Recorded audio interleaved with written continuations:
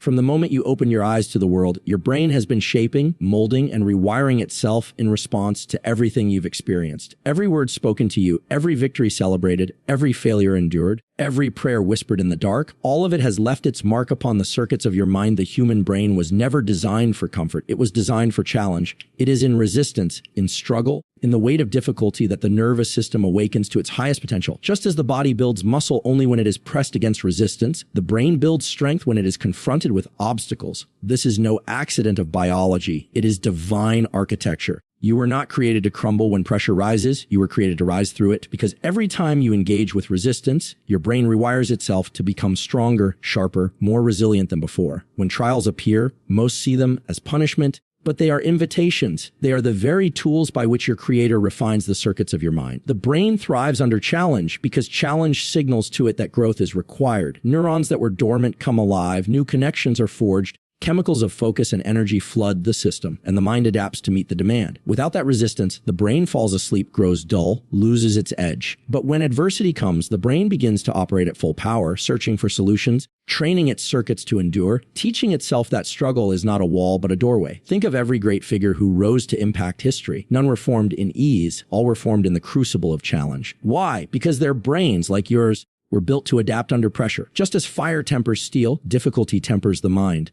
Each setback forces the nervous system to carve new pathways. Each failure pushes the brain to find a new route. Each resistance teaches endurance. The more intense the challenge, the deeper the engraving of resilience in the circuits of your mind. What once broke you becomes the very material that builds you. There is a holy paradox in this. The very thing you fear, the very mountain you wish would move, may be the instrument chosen to unlock the strength within you. The brain does not grow when life is easy. It grows when life demands more of you than you thought you had. And in meeting that demand, you discover that the design of your mind was always greater than the limits you imagined. The resistance you dread is the resistance that transforms. The struggle you curse is the struggle that sanctifies. Challenge also brings focus. When the waters rise, distractions fall away, and the brain locks onto survival, clarity, and purpose. What felt impossible in ease becomes achievable in trial because the mind has no choice but to concentrate its power. In that focus, circuits of determination are burned deep into the nervous system. Each moment of pressure becomes a rehearsal for strength, and each rehearsal etches itself into permanence. Over time, the brain is not only surviving challenge, it is thriving in it, seeking it, because it has learned that growth lives on the other side of resistance. This design is not accidental. It is a reflection of divine truth.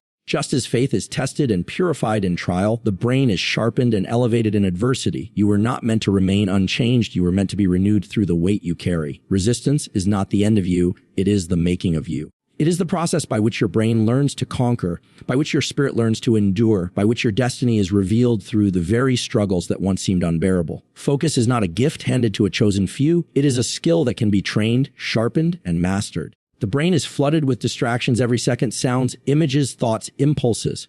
But the truth is that only what you choose to fix your attention on will be written into your circuits. This is the great law of the mind. What you magnify becomes your reality. If your gaze is scattered, your energy is wasted, your circuits remain weak. But if your gaze is steady, if your attention is single, the brain responds with power, aligning itself to engrave strength and clarity into every fiber of your being. From the beginning of time, it has been declared that a divided mind cannot stand. When your attention is fractured between countless desires, your brain has no direction. It cannot know what to reinforce, what to prune, what to strengthen. But when your focus is disciplined, when you bring your wandering thoughts back again and again to the task, the prayer, the vision, the brain begins to recognize this matters. It devotes its resources to it. Circuits fire together with greater strength, and over time they bind into permanence. This is why the battlefield of destiny is fought in the arena of attention. The enemy of your progress is not merely weakness or failure, it is distraction. For distraction does not simply delay, it rewires. Each time you feed distraction, you carve grooves of disorder into your brain. But each time you hold your focus, even in small ways, you carve grooves of mastery. The choice is being written into you daily, moment by moment, and what you choose to focus on today will decide who you become tomorrow. The power of focus is multiplied when paired with emotion and faith. When you attend to something half-heartedly, the signal to the brain is faint, barely leaving a trace. But when you focus with urgency, with passion, with belief, the brain encodes it as truth. Circuits light up as if fire has touched them, and those patterns are engraved deeply,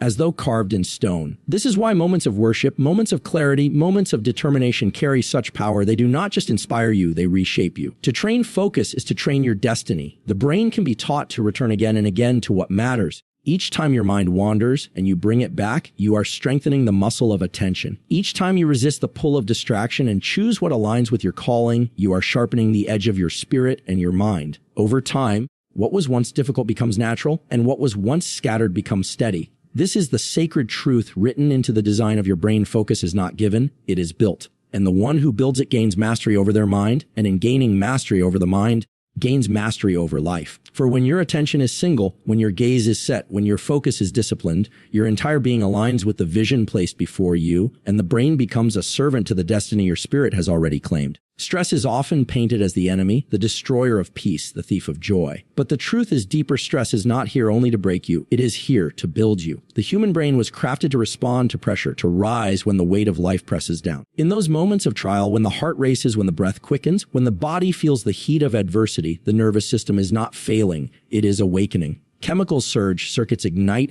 and the brain enters a state of heightened plasticity, a state where learning, growth, and transformation are accelerated. What feels like chaos is in fact an opportunity for renewal, if only you learn to harness it. Unmanaged stress corrodes the mind, but directed stress refines it. The difference lies not in the pressure itself, but in the posture of your spirit within it. If you bow to stress in fear, the brain encodes patterns of despair. If you stand in faith within stress, the brain encodes patterns of resilience. The fire is the same, but one path consumes while the other purifies. Just as gold must pass through the furnace before it shines, your mind must pass through seasons of stress to emerge sharper, stronger, and sanctified for greater purpose. Consider the moments in life that shaped you most. Were they the easy days when everything went smoothly, or were they the storms that tested your will? It is in those storms that the brain was being rewired, forcing you to dig deeper, to adapt, to call upon strength you didn't know you carried. Stress became the sculptor, chiseling away weakness, carving out new strength. The nervous system learns in these crucibles. It learns how to endure, how to focus, how to rise when everything says you should fall. Even scripture echoes this design. Trials produce perseverance, perseverance produces character, and character produces hope. And this is not only spiritual poetry, it is biological truth. Each time you face adversity and stand your ground, neurons bind together in new ways, encoding the very traits of perseverance and character into the circuits of your brain. The next time stress rises, you are not the same as before. You're stronger because the brain remembers. This is why comfort is a silent thief. A life without pressure leaves the brain unchallenged, circuits weak, potential untapped. But stress, though painful, calls forth hidden reserves. It demands growth. It forces the mind to rise to its design. The danger is not in stress itself, but in running from it, numbing it, or letting it master you. The power comes when you step into it with faith, breathing deep, holding steady,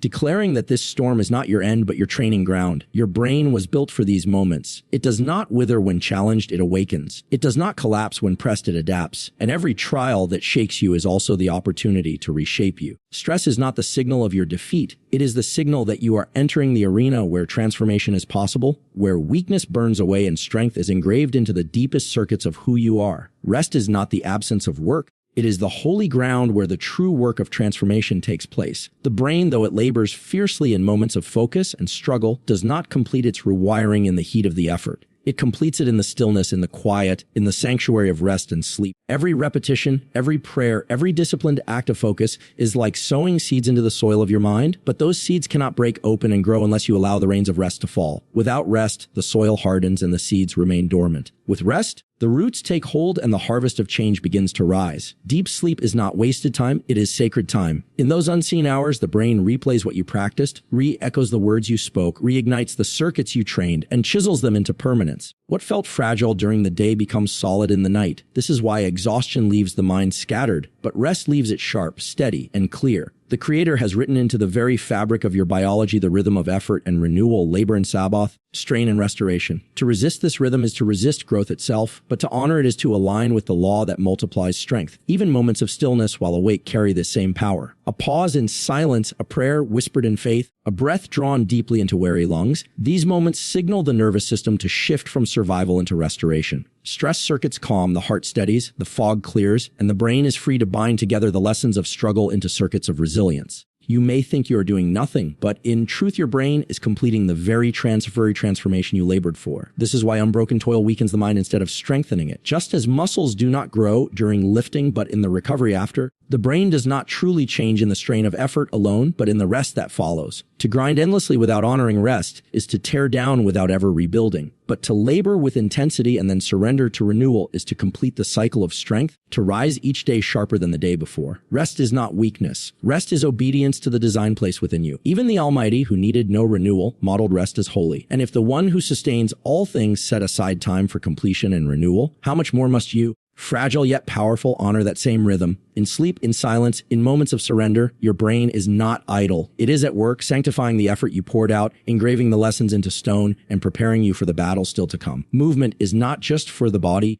It is for the soul, for the mind, for the spirit. When you rise and move, when you stretch your frame against gravity, when you run, lift, or even walk with intent, you awaken forces in the brain that remain dormant in stillness. The Creator did not design you to be motionless, trapped in endless thought without action. The nervous system is built in harmony with movement. The very circuits that control your muscles are intertwined with the circuits of focus, resilience, and clarity. To move your body is to signal to your brain that life is still flowing, that strength is still possible, that victory is still within reach. Each step you take, each breath you draw deeper through effort sends signals coursing through your nervous system that elevate chemicals of focus and drive. Stress that once felt heavy begins to burn away in motion, transmuted into energy for forward progress. Where stillness feeds stagnation, movement stirs transformation. Even a simple walk beneath the heavens, even a bow in prayer upon the earth reshapes your mind's chemistry, clears the fog, and restores the fire within. Science itself testifies to this divine design. Exercise increases growth factors in the brain, fertilizing the soil where new connections take root. The hippocampus, the seat of memory, grows stronger through motion. The prefrontal cortex, the throne of focus and discipline, lights with clarity as the body moves. It is as if the body and brain are two instruments in the same symphony, and when the body is silent, the music falters, but when the body rises, the music swells into harmony. Think of how often struggle weighs heavy when you are still, but how quickly perspective shifts when you move. The problem remains the same, but your brain interprets it differently because your physiology changes. Movement unlocks a higher state, a readiness to endure, a clarity to decide, a resilience to stand. It is no wonder that ancient prophets, warriors, and saints often sought renewal in the wilderness, climbing mountains, walking through deserts, moving with purpose, because motion awakens the mind and spirit to the voice of strength within. To neglect movement is to starve the brain of one of its greatest allies. To embrace movement is to prime the brain for victory. This is why lethargy breeds despair, but motion breeds hope. It is not only muscles that grow in the gym, not only endurance that grows on the path, it is the very circuits of courage, discipline, and persistence in the brain that are being forged. Your body is the vessel, but it is also the trigger. When you honor it with movement, you ignite the systems of your mind that were placed in you to conquer. Every drop of sweat, every step forward, every act of physical discipline is not just training the body. It is commanding the brain to rise, to focus, to endure, to transform. Movement is not optional for the one who seeks victory. It is the doorway through which the mind walks into strength. Your brain was never designed to remain fixed in weakness or limitation. It was created with the divine ability to adapt, to grow, to renew itself endlessly. This is the sacred gift of neuroplasticity, the truth that the patterns written in your mind are not permanent prisons, but clay in the hands of discipline, faith, and perseverance. What you repeat, you become. What you dwell upon, you engrave. What you practice with intensity and belief becomes the very structure of who you are. Every thought is a seed, every action is a hammer striking the stone, every moment of faith and focus is a command spoken into the circuits of your brain. This is who I will be, even when you have walked in failure, even when your past is heavy with mistakes, even when doubt whispers that you are bound by your history. The reality is this: your brain is designed to be renewed. The old pathways of fear and despair can weaken. The old circuits of addiction and distraction can be pruned away. The Almighty has placed within you the ability to rewrite your own story, to carve new pathways of strength, courage, and discipline, if only you will walk them again and again until they become highways in your mind. This is why repetition is holy. Prayer repeated, focus repeated, action repeated, gratitude repeated. They are not empty motions, but chisels shaping the architecture of your brain. The first time feels weak, the second time still fragile, but persistence engraves permanence. Just as rivers carve canyons not in a day but through relentless flow, your repeated thoughts and actions carve your destiny deep into the stone of your mind. But repetition without belief is hollow. The circuits of the brain respond most powerfully when repetition is infused with faith, when the heart burns with conviction that change is not only possible but already unfolding. Faith amplifies repetition, turning small actions into mighty transformations. This is why words spoken in faith, rituals carried out with meaning, and disciplines embraced with purpose echo through the brain far louder than aimless habits. this. Neuroplasticity is not passive. It is not something that merely happens while life drags you forward. It is active. It is intentional. It is the harnessing of the divine law of adaptation. You are either training your brain toward weakness or training it toward strength, either rehearsing fear or rehearsing courage, either repeating despair or repeating hope. There is no neutrality in the circuits of the mind. They are always being shaped, always being written upon. And this is the call to rise with awareness, to choose what you engrave, to claim the power within you to renew your mind daily. For the one who commits to repetition with faith, with focus, with movement, with rest, discovers that the brain itself becomes a servant of destiny, bending its structure to the will of the spirit and carrying the individual from weakness into victory, from doubt into confidence, from bondage into freedom,